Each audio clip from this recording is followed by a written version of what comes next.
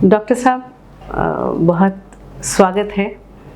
नाम मैंने नीचे पढ़ा सेंटर फॉर साइट, मतलब मैं रोशनी के केंद्र पे आ रही हूँ। तो लगा रोशनी है तो दुनिया रोशन है, बिल्कुल, है ना। और आप आँख के डॉक्टर हैं, एक ऊपर ईश्वर और नीचे आप, ये कहें तो सही होगा। एक मनुष्य के रूप में और ईश्वर के बीच में जो कनेक्शन है उसमें डेफिनेटली इस रूप में पाके हम अपने आप को गौरवान्वित महसूस करते हैं। तो थोड़ा सा अपना परिचय, आप प्राथमिक जब विद्यालय में थे तब की बात करें, फिर हम आगे बढ़े। जी, मेरा नाम प्रवीण कुमार है, डॉक्टर प्रवीण कुमार। जहाँ तक मेरी शिक्षा, प्राथमिक शिक्षा का सवाल है, मैं ग्रामीण परिवेश में पला बढ़ा और मेरा जो मूल जन्म स्थान है वारसलीगंज, नवादा जिला में पड़ता है। और वहीं पे गांव के एक लोकल स्कूल में हमारी पढ़ाई हुई। और अब वो स्कूल हालांकि रहा नहीं, और 5th 6th क्लास तक मैंने वहीं पढ़ाई की। उसके बाद 6th to 10th तक मेरी पढ़ाई जवाहर नवोदय विद्यालय, जो कि हर एक डिस्ट्रिक्ट में एक होता है, वहीं से हुई।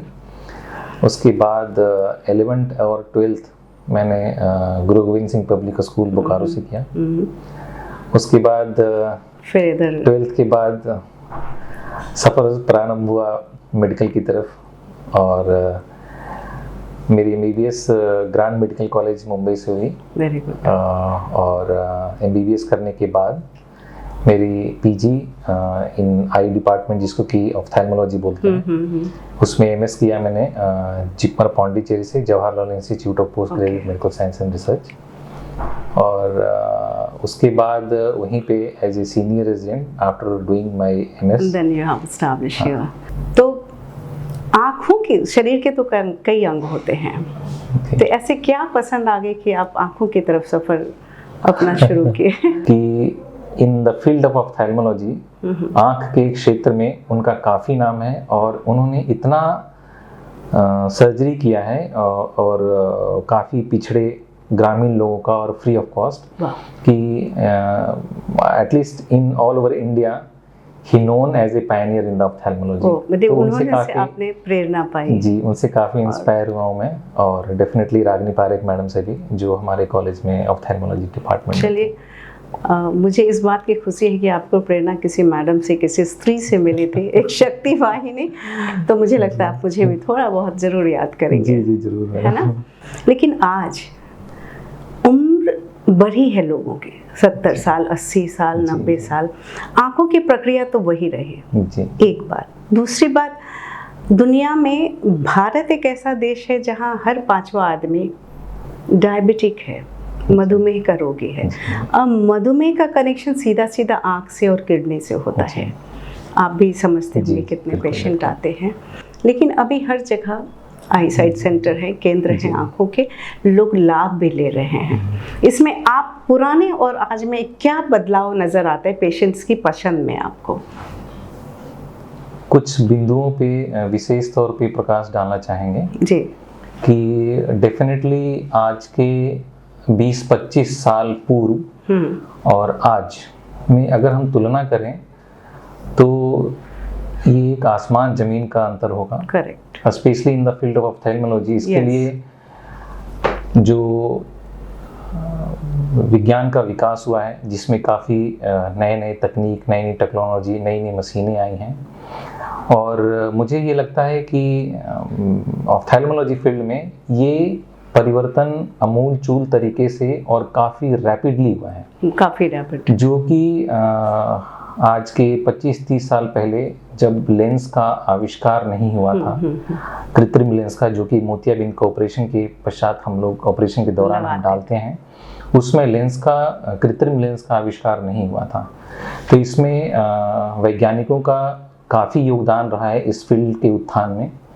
और जैसे जैसे लेंस आया उस समय पे, जो कि 20 साल पहले आया है, और आज के लेंस में भी काफ़ी अमूलचूल परिवर्तन आ चुके हैं। तो ये बोलना चाहेंगे कि परिवर्तन का जो कंटिन्यूअस चेंज जो इस फील्ड में आता रहा है, और आज ऑप्थेल्मोलॉजी इस मुकाम पे पहुंचा हुआ है कि एवरीवन इज लाइक थिंकिंग कि ये काफ़ी प्रीमियम सेगमेंट और बाकी दूसरे अस्पतालों से अगर आई अस्पताल को कंपेयर करें तो काफ़ी मतलब क्लीनलीनेस और काफ़ी रहता है। हाँ। I hope you are always a student. नई तकनीक आती है तो आपको बार बार सीखना ड्यूरिंग दिस प्रोफेशन, वो तो पड़ेगा ही, बिकॉज शार्पनिंग ऑफ स्किल्स तो बहुत इम्पोर्टेंट है। एंड आप आंखों से हैं जिसमें कोई गलतियां माफ नहीं होगी, वापसी नहीं है। हाँ।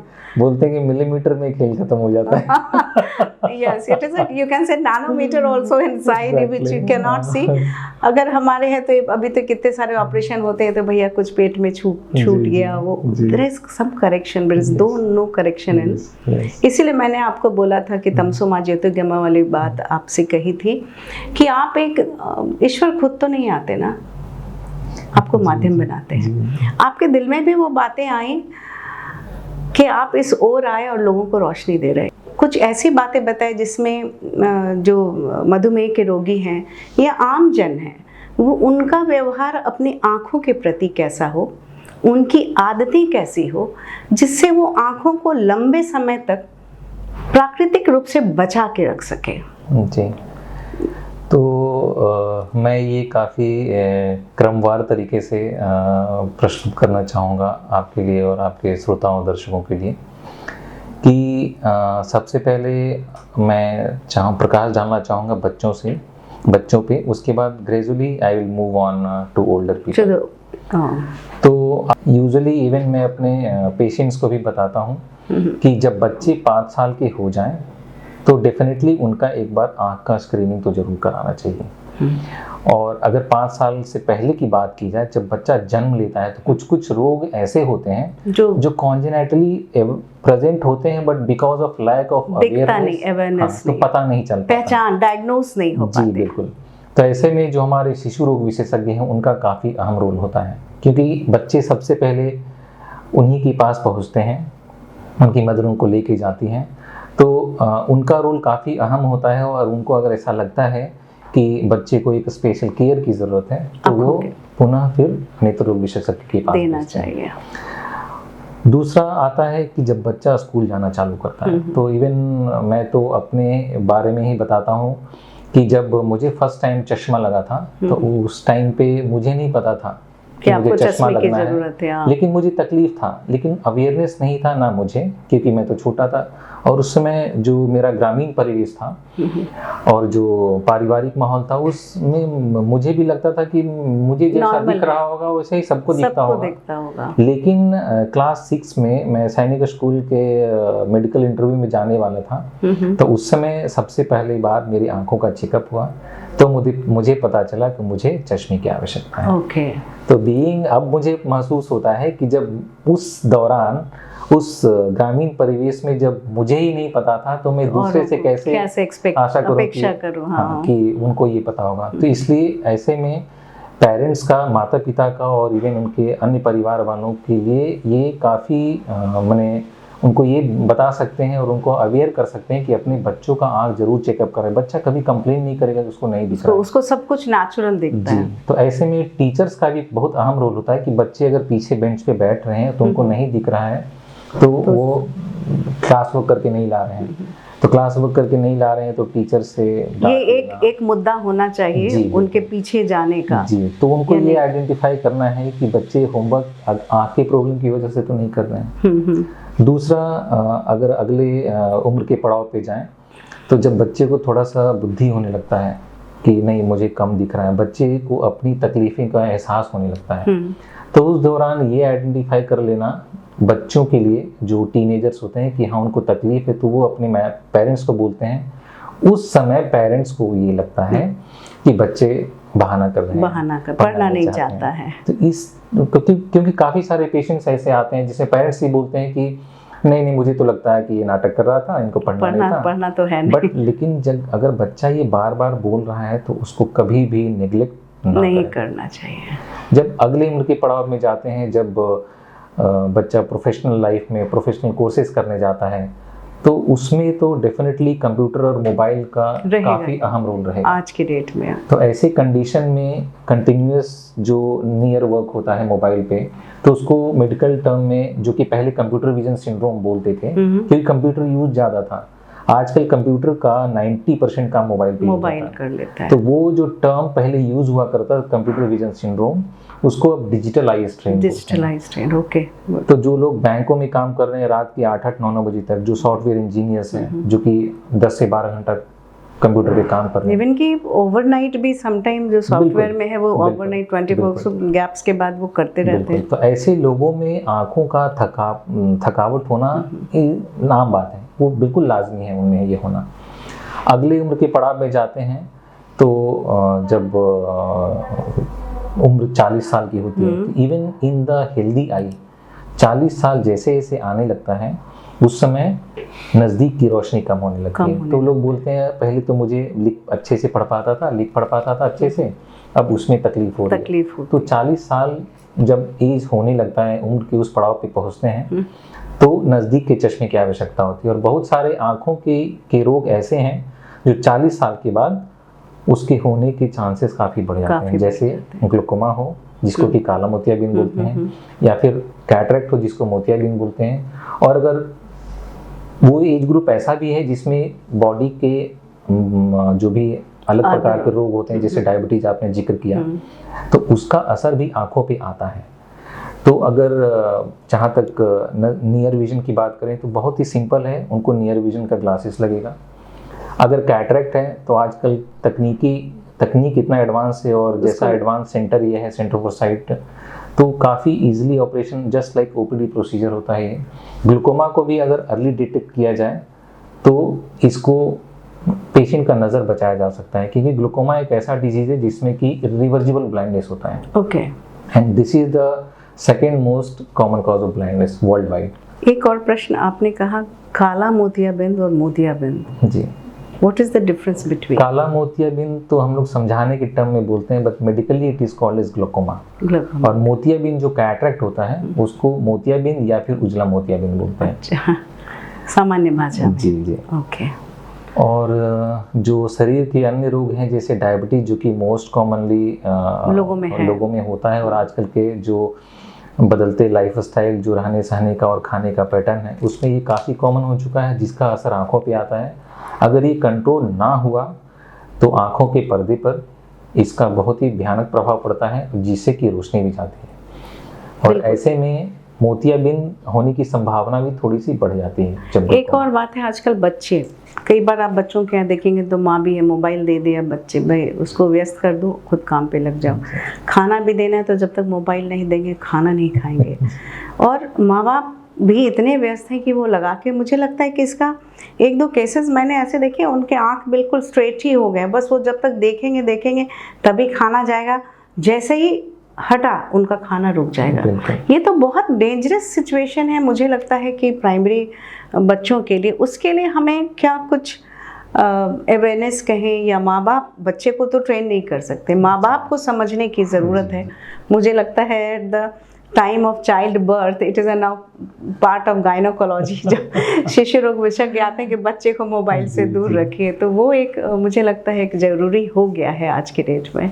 आजकल के बदलते परिवेश में, जैसा कि अगर मैं आज के 5-10 साल पहले से आज के समय की तुलना करूं, तो जैसे जैसे पहले जो संयुक्त परिवार का प्रचलन था, अब जैसे जैसे लोग एकल परिवार की तरफ बढ़ रहे हैं, तो लोगों के पास, और डेफिनेटली जो घर की वर्किंग वुमेन्स है, तो घर में थोड़ा सा बच्चों के लिए माहौल खेलने का, चाहे बच्चे के साथ पेरेंट्स जो समय बिताते हैं वो थोड़ा कम है। तो जिसकी वजह से एक ऑल्टरनेटिव तो ज़रूर बन गया है मोबाइल, जो कि उसको अगर अच्छे तरीके से और for very short duration use किया जाए तो आई थिंक ये अच्छी बात है। हमारे सेंटर फॉर साइट जो रोशनी का केंद्र है, क्या गरीबों के लिए या ज़रूरतमंदों के लिए कभी कोई कार्यक्रम ऑर्गेनाइज करती है, जिससे जो हमारे वैसे लोग हैं जो जिनके रिसोर्सेज संसाधन नहीं है जो आप तक आ सके? मुझे लगता है कि मैं बहुत फॉर्चुनेट हूँ और मैं बहुत शुक्रगुजार हूँ सेंटर फॉर साइट का, बिकॉज़ ये कॉरपोरेट लाइफ का मेरा फर्स्ट एक्सपीरियंस था। इसके पहले मैं एल प्रसाद हैदराबाद में था, जो कि काफ़ी प्रीमियर इंस्टीट्यूट है। वहाँ से जब मैंने यहाँ मूव किया और यहाँ का वर्किंग स्टाइल देखा तो मैं काफ़ी प्रभावित हुआ, और इसके लिए मैं डॉक्टर महिपाल सचदेवा जो इसके फाउंडर हैं उनका तो काफ़ी शुक्रगुजार हूँ।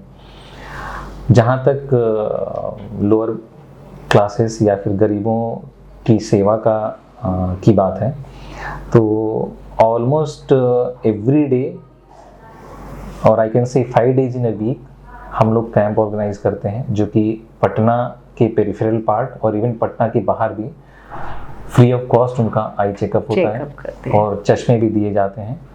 और जिनको सर्जरी की आवश्यकता होती है, जो कि सर्जरी के पैसे अफोर्ड नहीं कर सकते हैं, उनको आयुष्मान भारत के तहत फ्री ऑफ कॉस्ट उनका ट्रीटमेंट होता है, उनका सर्जरी होता है और उनको दवाएं दी जाती है।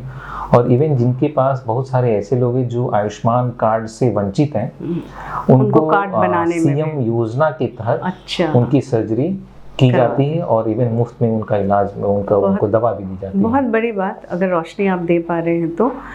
और डॉक्टर प्रवीण, मैं कोरोना का दौर याद होगा। जी जी, और ब्लैक फंगस वो भयानक में एक महाभयानक के तौर ब्लैक फंगस, जो कोरोना जाते जाते एक ऐसा अमिट छाप छोड़ के गए। बहुत अच्छे लोग हमारे बीच से चले गए। ब्लैक फंगस का अभी क्या स्टेटस है? अभी भी क्या ब्लैक फंगस के इन्फेक्शन आ रहे हैं? ब्लैक फंगस कोरोना के बाद लोगों ने जानना चालू किया। ब्लैक फंगस, जिसको कि मेडिकल टर्म में म्यूकोरमाइकोसिस बोलते हैं, एक म्यूकर नाम का एक फंगस होता है जो कि लोगों को इन्फेक्ट करता है, लेकिन वो जो इम्यूनो कॉम्पिटेंट होते हैं, जिनकी इम्यूनिटी अच्छी होती है, उनको नहीं कर पाता। कोरोना में चूंकि ये काफ़ी महामारी फैली थी और उसमें काफ़ी लोगों को इम्यूनिटी बहुत कम हुआ था फॉर मल्टीपल रीजंस। स्टेरॉइड चले थे और जो ऑक्सीजन चल रहे थे उनकी वजह से भी हुआ था।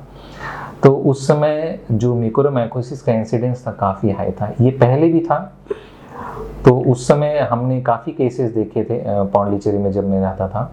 तो उसमें जो भी केसेस ऐसे आते थे तो सबसे पहला जो होता था कि भाई इनका ब्लड शुगर चेक करना है। मोस्ट ऑफ द केसेस में अराउंड 80-90% में डायबिटिक, और वो भी अनकंट्रोल्ड, हाईली अनकंट्रोल्ड डायबिटीज, जिनका ब्लड शुगर 300 से 400 होता था।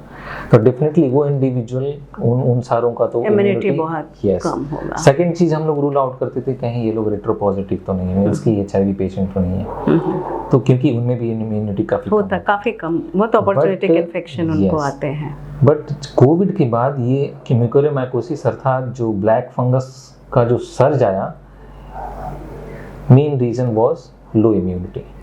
तो अभी आंखें आ गई हैं, बहुत प्यार से आ जाती हैं, लालिमा आ जाती है।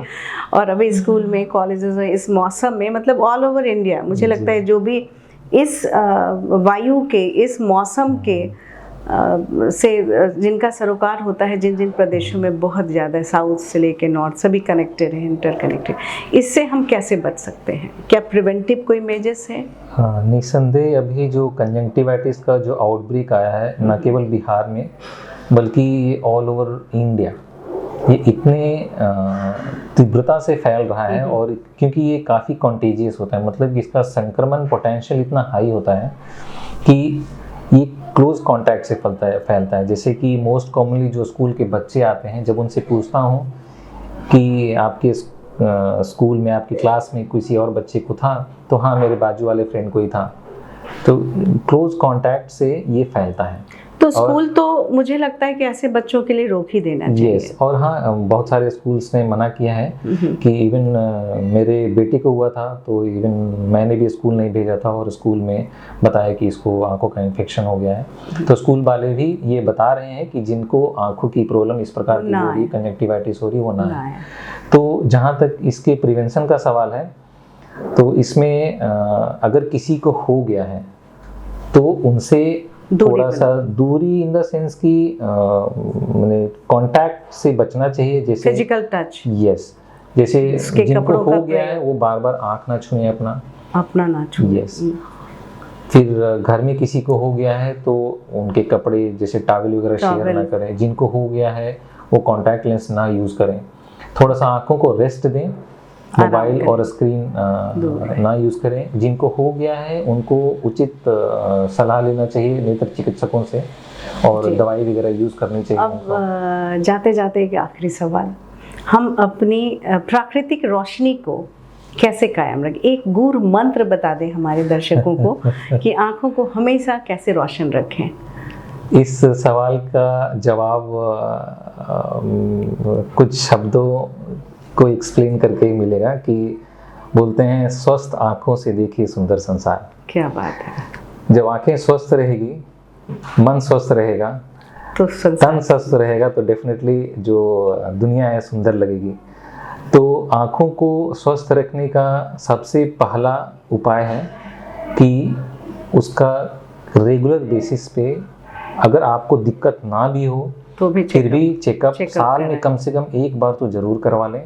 और अगर कोई चश्मा पहनते हैं या फिर किन्हीं को फैमिली हिस्ट्री है ग्लूकोमा का या फिर उनको डायबिटीज़ है तो उनको हर हालत में इन सब चीज़ों का कंट्रोल, जैसे मतलब आपसे सेंटर फॉर साइट से बार बार मिलते रहना ये नहीं बात, भगवान ना करे कि ऐसा जरूरत पड़े, लेकिन हाँ अगर रेगुलर चेकअप के लिए तो जरूर आए। और बहुत आभार ज्ञान सागर टाइम्स की ओर से, आपने अपना समय दिया, बहुत कीमती है। Thank you so much. आपके माध्यम से मैंने भी अपनी बातों को आपके दर्शकों और श्रोताओं के सामने समक्ष रखा है, तो उसके लिए मैं भी आप लोग का काफ़ी शुक्रगुजार हूँ। धन्यवाद हमारी पूरी टीम को, हमारे ज्ञान सागर टाइम्स टीम को। धन्यवाद।